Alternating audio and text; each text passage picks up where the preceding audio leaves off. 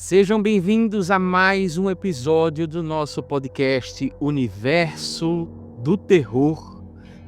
Este daqui é um episódio extra, né? Porque para quem está acompanhando a gente desde o início, a gente tinha falado que toda sexta-feira ia sair um episódio novo. Só que eu tive alguns problemas no final do ano, questão de escassez de tempo, algumas atividades, e aí a gente não conseguiu toda sexta-feira trazer esses episódios. Então eu estou trazendo hoje um episódio extra e provavelmente nas próximas semanas também eu vou trazer alguns episódios extras, né? Para tentar compensar isso aí. Hoje a gente vai falar sobre uma lenda que ela é pouco conhecida. Ela ficou muito popularizada na década de 1920, lá nos Estados Unidos, tá? É uma lenda que fala sobre jacarés no esgoto. E é uma lenda fascinante, que ficou mais concentrada ali em Nova York. E a gente vai explicar todo o contexto social para que você entenda como é que essas histórias elas surgem, né? Então, vamos lá, a gente vai explorar essa lenda dos jacarés do esgoto, que é uma lenda, como a gente falou, uma lenda fascinante.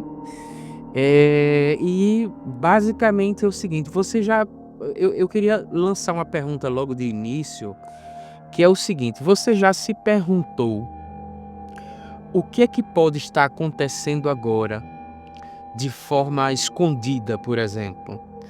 E, por exemplo, né, nesse caso aqui, né, o que que pode estar acontecendo debaixo dos nossos pés, nas profundezas dos esgotos das grandes cidades, né?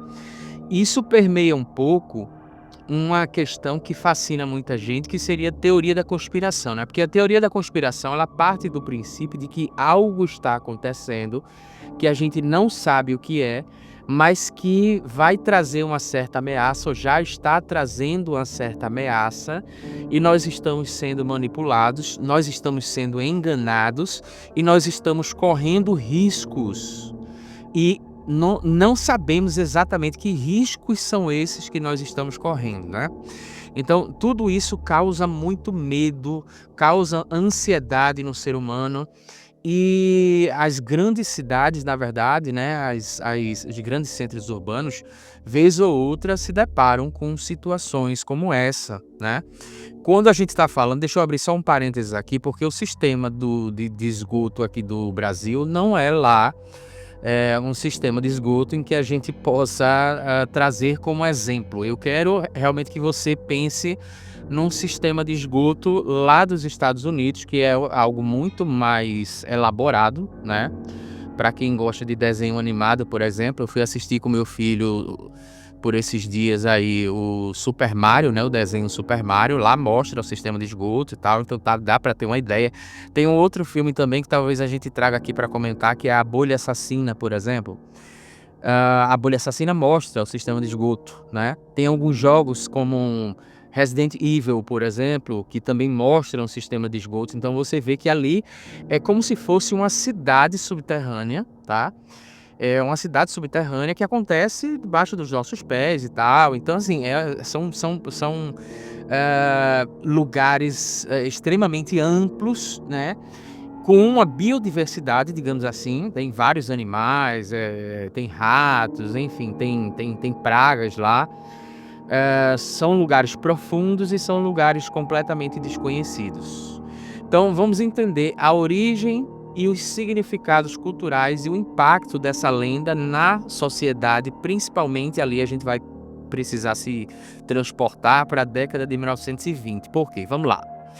A década de 1920 era uma década nos Estados Unidos onde existia uma ascensão econômica muito grande, né? Se você pega ali, por exemplo, no final da década de 1920, mais especificamente em 1929, você tinha ali a quebra da Bolsa de Valores, mas durante toda a década de 1920, os Estados Unidos chegou a acreditar que em pouco tempo eles acabariam com a pobreza.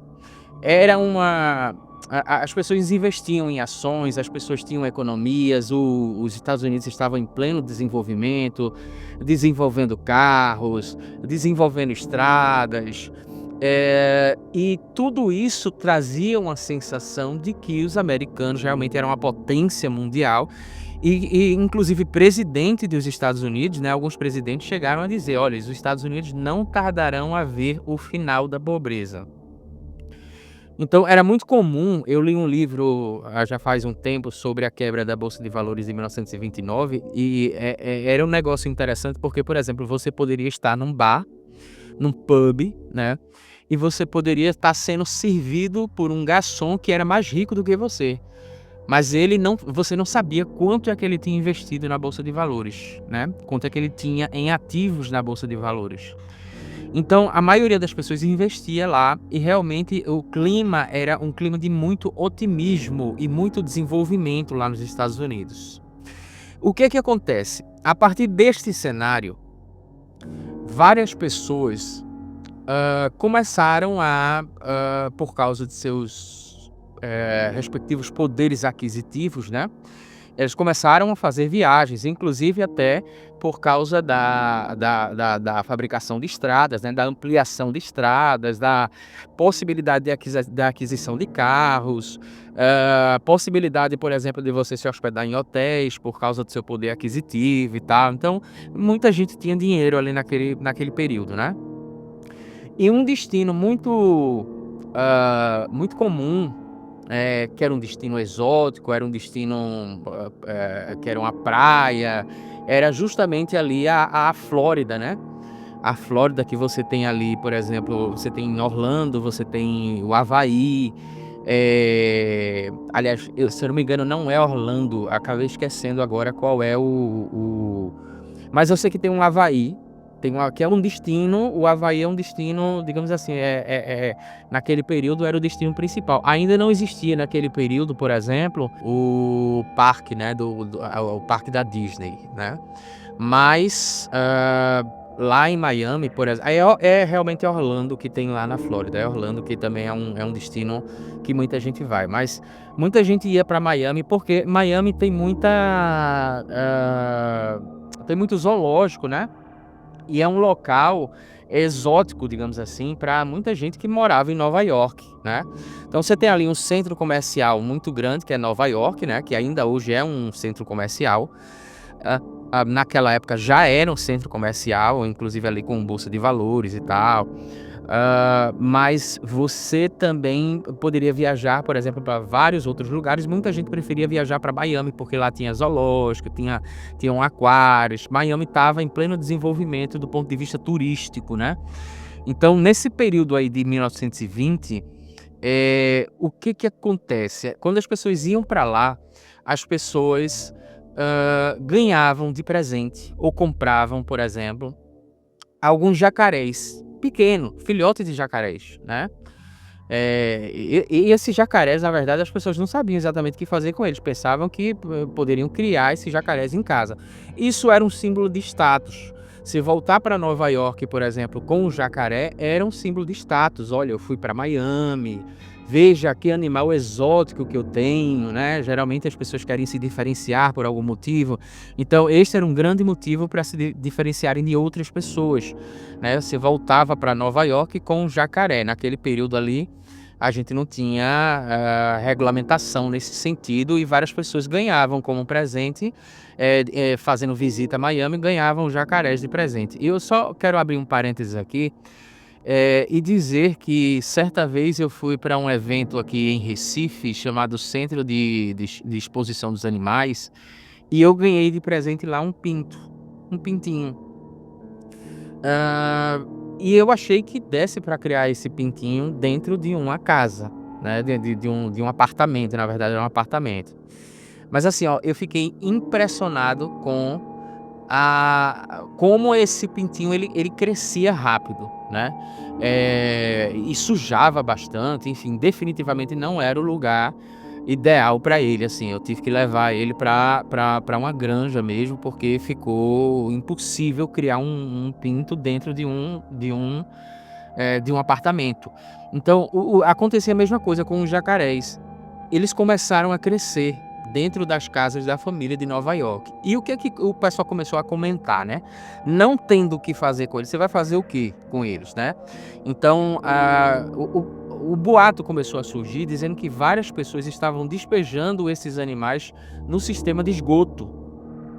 E daí surge essa lenda, né, de que vários jacarés estavam sobrevivendo no sistema de esgoto. A ideia principal me parece que era despejar esses jacarés no sistema de esgoto para que eles morressem, porque ali eles não iam ter como sobreviver. Só que, misteriosamente, os jacarés se adaptaram ao sistema de esgoto. Então, os jacarés sobreviveram e não só sobreviveram, como eles formaram uma verdadeira colônia subterrânea.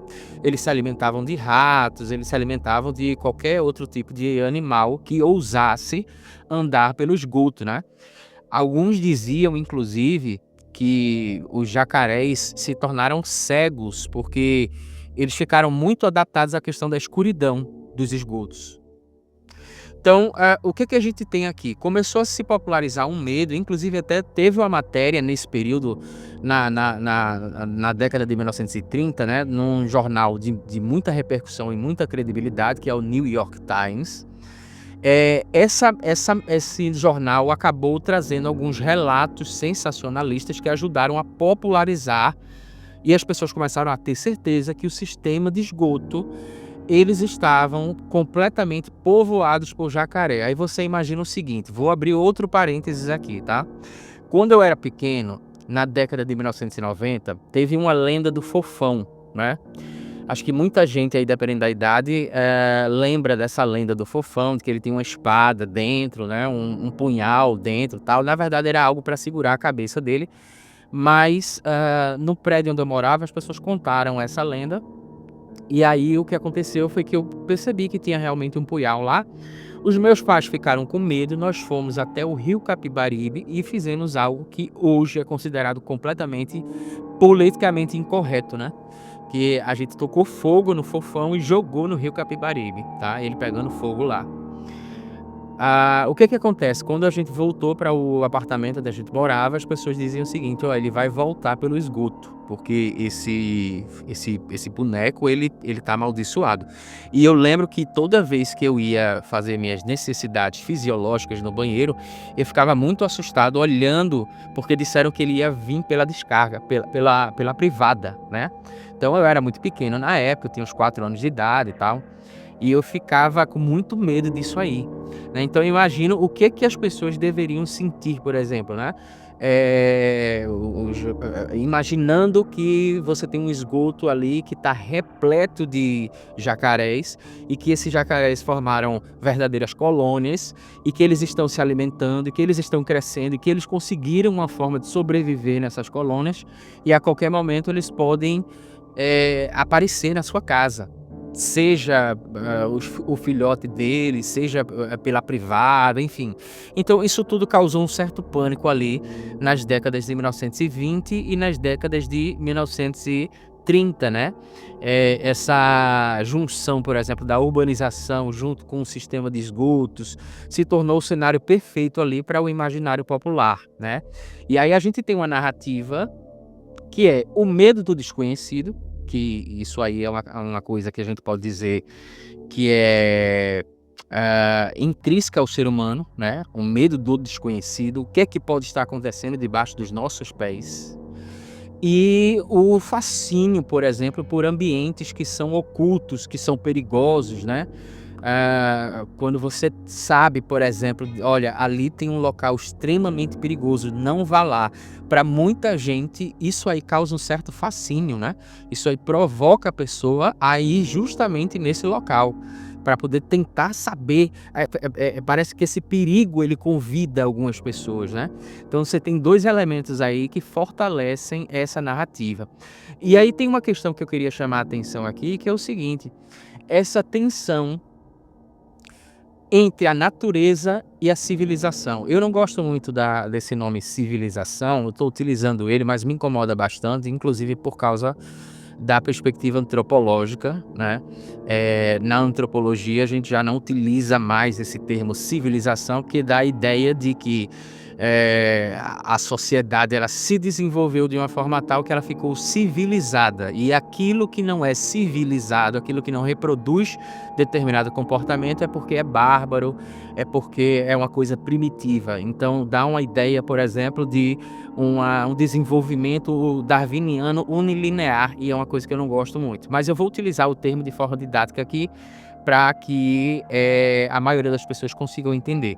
Então, essa tensão, por exemplo, entre o ser humano, entre a urbanização, pronto, eu encontrei uma melhor palavra, e a natureza, essa junção, por exemplo, da natureza, né, é algo que causa uma tensão com muita frequência. Recentemente aqui, no final do ano passado, né, no final de 2024, início de 2025, a gente soube aqui em Recife que uma mulher, ela foi mordida por um sagui e ela adquiriu raiva, né. E ela foi mordida por um sagui justamente porque próximo da região onde ela morava, houve uma queimada. Então provavelmente esse sagui estava tentando fugir da queimada e se aproximou.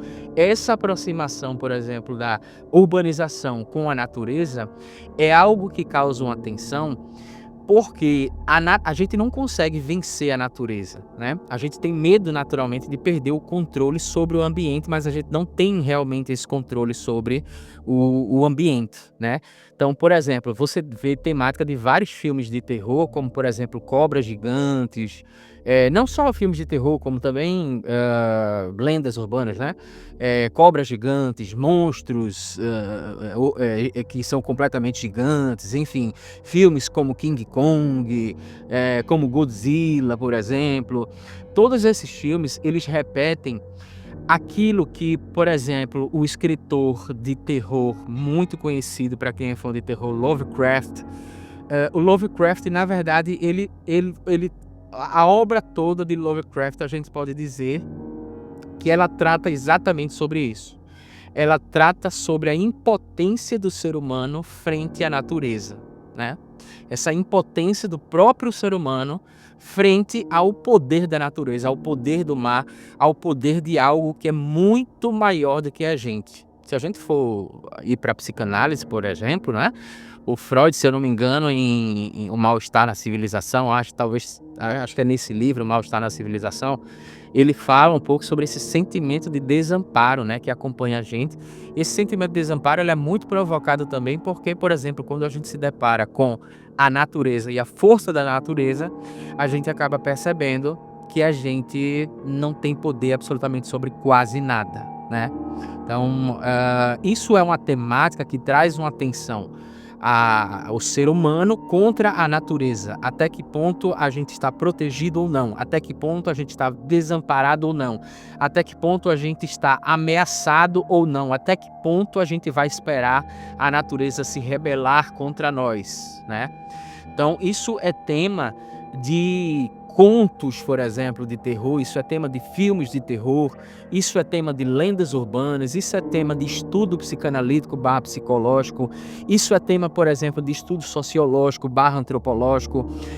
E tem um detalhe aqui, em 1980, essa lenda ficou tão famosa que tem um filme chamado Alligator, né, de 1980, que fala exatamente sobre isso. Faz tempo que eu assisti esse filme, eu nem lembro se eu assisti esse filme todo.